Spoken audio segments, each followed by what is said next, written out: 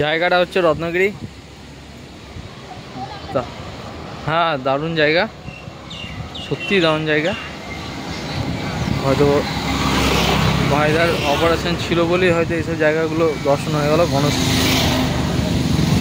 গণেশ বাবা আমাকে দর্শন করিয়ে দিল।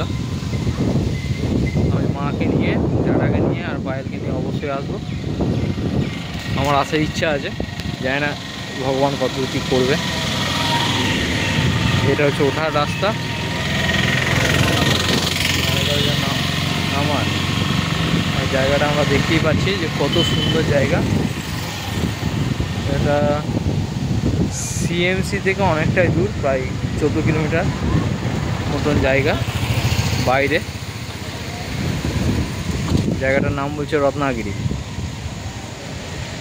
দেখার মতন জায়গা, সত্যিই দেখার মতন জায়গা।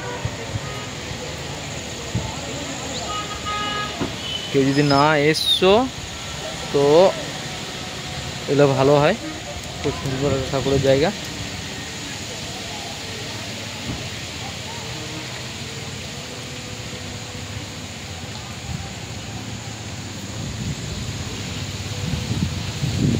সব থেকে যেটা মজা লাগছে এইটা দেখতে, এত সুন্দর সিনারিও।